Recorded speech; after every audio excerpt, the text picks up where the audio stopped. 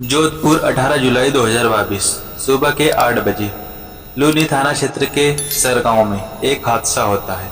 एक कार ने एक बाइक को टक्कर मार दी। बाइक करीब 200 मीटर तक घिसटती चली गई। हादसे के बाद बाइक सवार मौसेरे भाई बहन की मौत हो गई। पुलिस इस हादसे में मान रही थी कि यह हादसा नहीं, हत्या है। लूनी थाना क्षेत्र के सरगांव में 28 वर्षीय रमेश पटेल अपनी 25 वर्षीय मौसेरी बहन कविता को ट्रेनिंग के लिए ले जा रहा था। कविता की पटवारी पद पर नौकरी लगी थी। कविता 2009 से अपने मौसी के यहाँ रह रही थी। वह मौसेरे भाई रमेश और अशोक के साथ कंपटीशन एग्जाम की तैयारी कर रही थी। रमेश कविता को पढ़ाता भी था। रमेश का सिलेक्शन ग्राम विकास अधिकारी के पद पर हो चुका था। हत्या से 4 दिन पहले कविता को पटवारी पद पर नियुक्ति दिलवाने रमेश जोधपुर लाया था। 18 जुलाई 2022 से कविता की ट्रेनिंग शुरू होनी थी। उसे जोधपुर रहना था, इसलिए कविता अपने साथ कुछ कपड़े लेकर घर से निकली। खुशी खुशी दोनों बाइक पर सवार होकर जोधपुर जा रहे थे। गांव से बाहर निकलते ही एक पुलिया के पास सामने से आई एक एसयूवी ने टक्कर मार दी। मौके पर ही दोनों भाई बहन की मौत हो गई। कविता की सरकारी नौकरी की खुशी गम में बदल गई। घर और गांव में मातम छा गया। रमेश के भाई व गांव वालों ने पुलिस के सामने हादसे के बजाय हत्या की आशंका जताई। गांव वालों ने बताया कि जिस गाड़ी से टक्कर मारी गई वह कई दिनों से गांव के चक्कर लगा रही थी। ऐसे में शक हुआ कि यह मर्डर है, हादसा नहीं।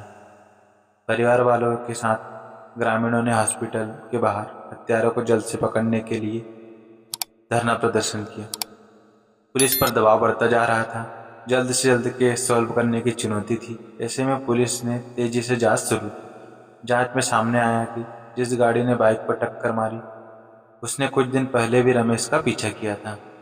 रमेश का भाई अशोक भी उस दिन साथ था। अशोक ने इस गाड़ी से पीछा करने का नोटिस किया था और अपने भाई रमेश को भी बताया था। इन्वेस्टिगेशन के दौरान शक की सुई रमेश की पत्नी गुड्डी पर घूमी। रमेश के भाई अशोक व ग्रामीणों ने भी गुड्डी पर शक जताया था। ऐसे में पुलिस ने गुड्डी को उसके घर से डिटेन किया और कुड़ी थाने लाकर पूछताछ की। शुरुआत में गुड्डी इनकार करती रही, बाद में पुलिस की सख्ती के आगे टूट गई। उसने कबूल कर लिया कि रमेश व कविता की हत्या में उसका हाथ था। रमेश व गुड्डी की शादी 2018 में हुई थी। गुड्डी रमेश को पसंद नहीं करती थी। वह शादी के पहले से ही शंकर पटेल नाम के युवक से प्यार करती थी।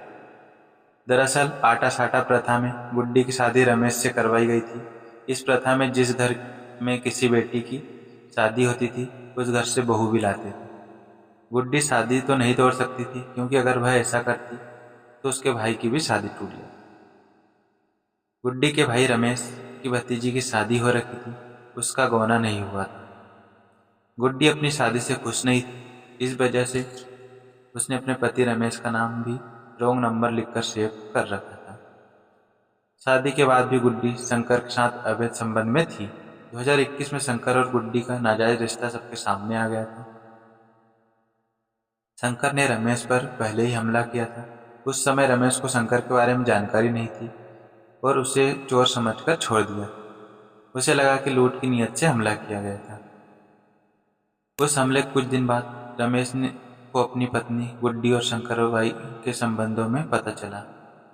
गुड्डी लगभग हर दिन फोन पर शंकर से बात करती थी। इसी को लेकर पति पत्नी में अक्सर झगड़ा होता था। गुड्डी व रमेश के बीच की अनबन गांव में सभी को पता चल गई थी। रमेश पर पहले हुए हमले की जानकारी भी गांव वालों को थी। ऐसे में रोड एक्सीडेंट को घर वालों और ग्रामीणों ने हादसा नहीं माना। इधर गांव में 2 दिन से एक गाड़ी घूम रही थी और रेकी कर रही थी। ऐसे में ग्रामीणों का शक यकीन में बदल गया और उन्होंने पुलिस को इसकी जानकारी दी। पुलिस की पूछताछ में गुड्डी ने यह भी बताया कि उसी ने शंकर से अपने पति रमेश को मारने के लिए कहा था। 1 महीने से रमेश को मारने की साजिश रची जा रही थी। शंकर पटेल ने रमेश माली नाम के शख्स को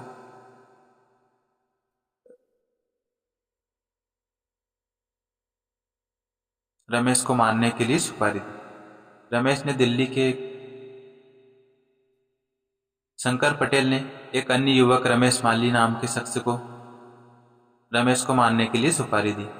रमेश ने दिल्ली से एक पुरानी एसयूवी खरीदी और अपने 2 साथियों को लेकर आ गया।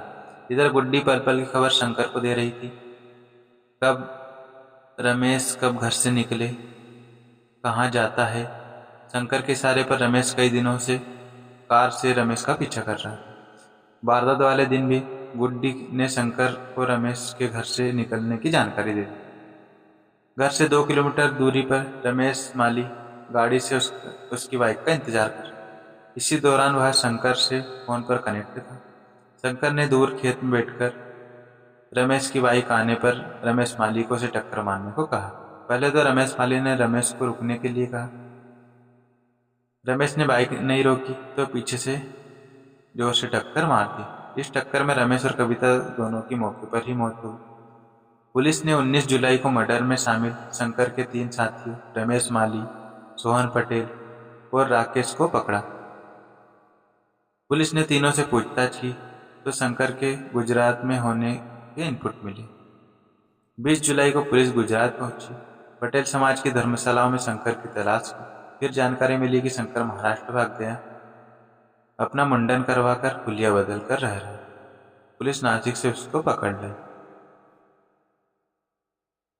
दोस्तों, आपको कहानी कैसी लगी? अगर अच्छी लगी हो तो इस चैनल को सब्सक्राइब जरूर करें।